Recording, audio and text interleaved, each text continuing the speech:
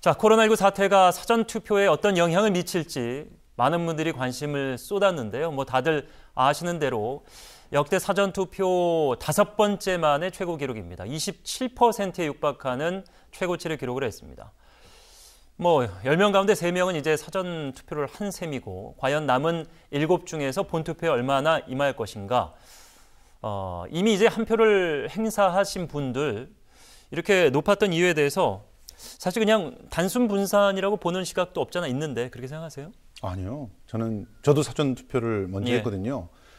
그런데 사실은 이번에는 사전투표를 선관위가 그렇게 독려한다거나 하지 않았었고, 실제로 사전투표를 하지 말자라고 하는 그런 홍보물까지도 그냥 다 허용을 했습니다. 이게 선거에 있어서 크게 문제가 되지 않는다라고 하면서.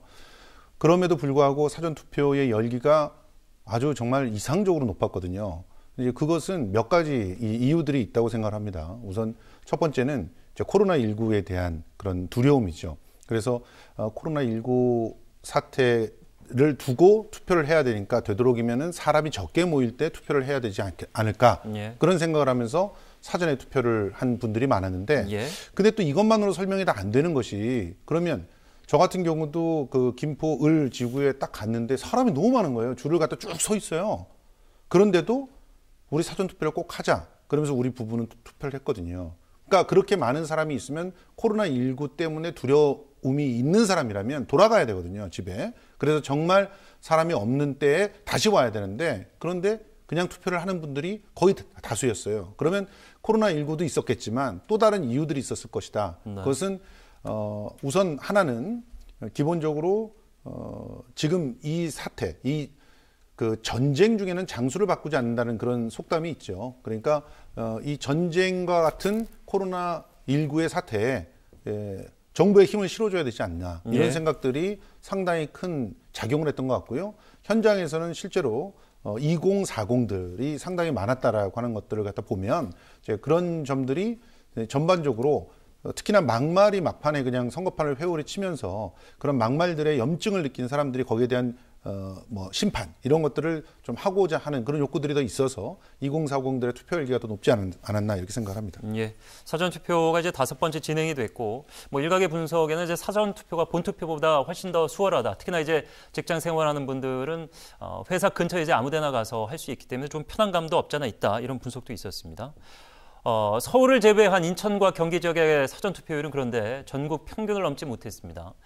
과연 이것을 샤이 보수나 샤이 진보, 그래서 당일에는 좀 올라갈 가능성이 있는지, 아니면은 아직 마음을 정하지 못해서 남은 하루 이틀 분위기를 보고 투표를 안 하거나, 아니면은 적극적으로 그날 보고 나설 가능성이 있는지, 여러 가지 분석이 가능할 텐데. 아니, 수도권에서 전국 평균을 넘지 않은 거는, 수도권은 원래 사전 투표율이 높지가 않았어요. 과거에도. 왜냐하면은 사전 투표는 적극적으로 꼭 투표를 해야 되겠다는 지지층들의 투표율이 높은 반면에, 수도권 같은 박빙 지역 같은 경우에는 과거에도 그렇게 사전 투표율 자체는 높지가 않았거든요. 막판까지 고심할 가능성이 막판까지 고심할 가능성이 있기 때문에 수도권 지역의 사전 투표율을 가지고 지금 이게 전체 판세에 어떤 영향을 미칠까, 이거를 지금 생각하는 건 너무 성급한 것 같고, 전체 판세의 변수가 될 수 있는 거는 방금 말씀하신 것과 같은 각종 막말, 오늘도 포털에 여당 야당 할 거 없이 무슨 누가 이런 얘기를 했다, 누가 어쨌다, 그런 소리가 지금 계속 쏟아지고 있거든요. 잠시 후에 살펴보고요. 네, 이런 막말과 그다음에 그 180석 발언이 있잖아요, 유시민 이사장의. 이걸로 인해서 과연 보수층의 어떤 견제 심리가 작동을 할 것인지,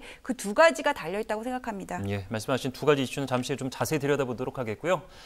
역대 최고 사전투표율이 선거에 어떻게 작용을 할 것인지, 정당들이 이제 촉각을 세우고 있는데, 아직 실제 투표는 열리지 않았기 때문에 여야는 여기에 일단은 본인들에게 유리한 대로 해석을 하고는 있는 상황입니다.